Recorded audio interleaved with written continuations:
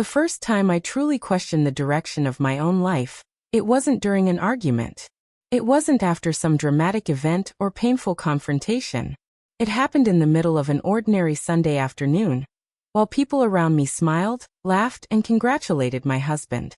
Before we begin, if you enjoy thoughtful stories about relationships, personal growth, and the difficult choices that shape our lives, consider subscribing to the channel. If this story speaks to you, your support helps us continue sharing more stories like it. Now let's begin. I was only 18 years old, married for less than 6 months. Everything around me still felt unfamiliar, even though everyone insisted it would soon feel like home. I was still learning which wooden steps creaked before sunrise. I was still trying to remember where Samuel preferred his work clothes folded. I was still discovering the rhythm of a household that was now supposed to be mine. People often say that marriage changes everything. What nobody told me was how quietly those changes could happen. Sometimes they arrive so gradually that you don't recognize them until months later. Looking back, I realized that was exactly what had happened to me. That Sunday began like dozens before it. Our church service was held at a nearby farm surrounded by open fields and rolling pasture land. Families gathered beneath the warm spring sky, their horses tied beside rows of buggies while children laughed and chased one another through the grass. The smell of fresh bread drifted from picnic tables covered with homemade dishes. Women stood together exchanging recipes and family news. The men discussed crops, weather, and the coming planting season. Everything felt peaceful, comfortable, ordinary. Or at least it did until I overheard a conversation that changed the way I looked at my marriage. I wasn't trying to listen. I simply happened to be standing nearby, holding a basket filled with leftover bread while several older members of our community spoke with Samuel. One woman smiled warmly at him. "You've handled your first year of marriage well," she said. Samuel thanked her with his usual quiet politeness. Another added, "Leah seems to be settling into married life nicely."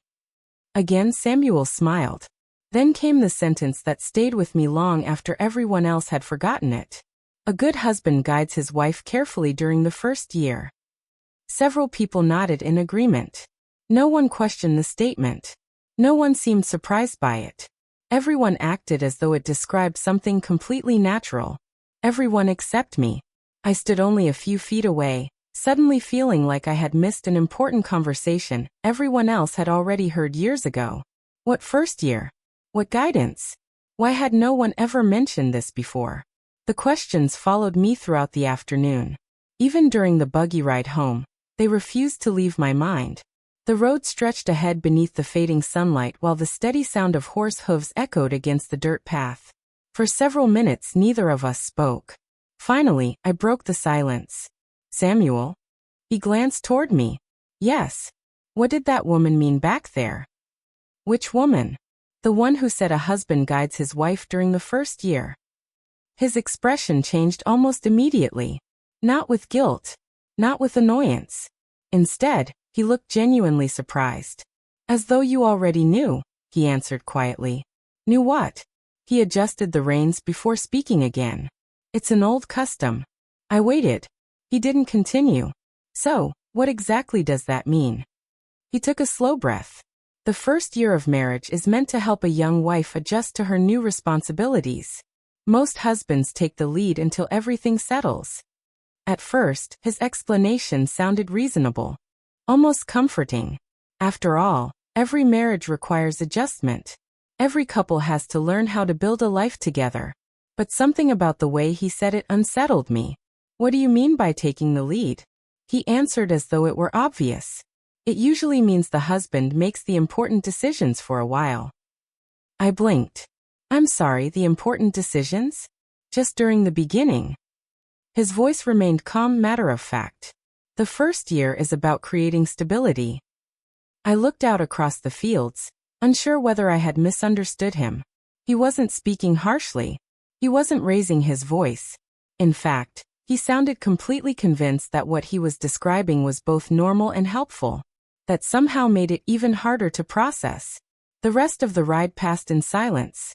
Not because I had run out of questions, because I suddenly had far too many. When we arrived home, I finished the evening chores almost automatically. I prepared supper, washed the dishes, lit the oil lamp, straightened the kitchen. Every movement felt familiar. Yet my thoughts refused to settle. His words echoed through my mind. The husband makes the important decisions. The more I repeated that sentence to myself, the more small memories began connecting together like pieces of a puzzle. A few months earlier, I had wanted to stay an extra day with my parents after visiting them. Samuel had said it would be better to return home early because there was work waiting on the farm. So we left. At the time, it hadn't seemed important. Another time, I suggested selling several quilts I had finished sewing. He thought it would be wiser to wait until autumn. So we waited. Then there was the invitation to help with a neighboring sewing group. He suggested that perhaps next year would be a better time. Again, I accepted his answer. Each decision had seemed so small that I never questioned it. Each one sounded practical, reasonable, responsible. But now, sitting alone beneath the soft glow of the lamp, I no longer saw them as separate moments. For the first time, they looked like a pattern. And once I saw that pattern, I couldn't pretend it wasn't there anymore. The next morning, I woke before the first hint of daylight crept over the fields. The house was silent except for the gentle ticking of the old clock hanging near the kitchen door. Outside, the world was still wrapped in darkness, and a cool breeze slipped through the cracks around the window frame. I moved through my usual routine almost without thinking. I lit the oil lamp, started the fire, mixed the biscuit dough, put water on to boil. Everything looked exactly the same as it had the day before. But inside me, something had shifted. It wasn't anger, not resentment. It was awareness. And once awareness arrives, it rarely leaves. As the weeks passed, I found myself paying attention to things I had never noticed before. Not because Samuel had suddenly changed, but because I had finally begun seeing our daily life through different eyes. Little moments stood out. Moments that once seemed ordinary now carried a different meaning.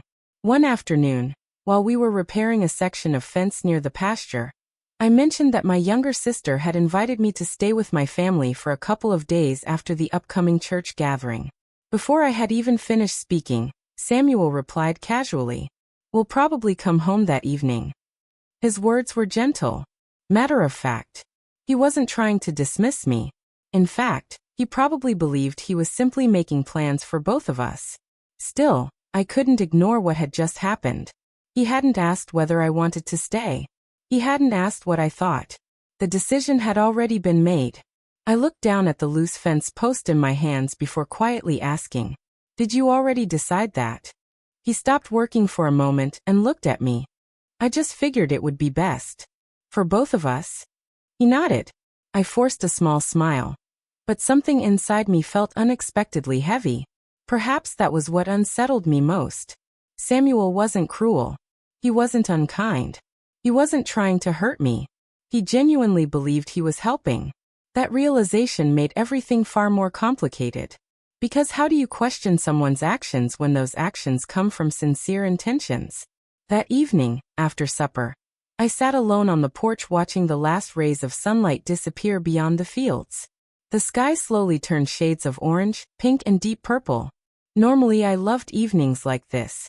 They brought a quiet peace over the farm. But my thoughts refused to rest. I wondered if marriage was supposed to feel this way. Was every young wife expected to simply adjust without asking questions? Or was I expecting something different from everyone else? The following week, I decided to visit my mother. She welcomed me with her usual warm smile. Already shelling peas on the porch when I arrived, I sat beside her, grateful for the familiar comfort of home. For several minutes, neither of us spoke. Sometimes silence between family members says more than conversation ever could. Finally, I asked the question that had been weighing on my heart. "Mother, did you know about the tradition?" She looked at me knowingly. "I believe I know which one you mean." "The first year." She nodded without hesitation. "Yes." I felt my shoulders sink. "You knew." "I did." "Then why didn't anyone tell me?" She placed another handful of peas into the wooden bowl before answering. "Because most young women don't really think about it until after they're married." I stared at her in disbelief. "But shouldn't we know before then?" She sighed softly. Perhaps. That single word carried years of experience. I could tell she had asked herself the same question more than once. Were things like this when you married father? She smiled gently. In some ways. And you accepted it? She laughed quietly. I accepted some things. Then she looked directly into my eyes. But not everything. Her answer surprised me. Growing up, my parents had always seemed united, balanced. I had never imagined there had been difficult conversations hidden beneath that calm exterior. What changed? She smiled at the memory. I learned that your father couldn't understand thoughts I never shared. I frowned slightly. What do you mean? He wasn't able to read my mind. I couldn't help smiling. So I started speaking my mind instead.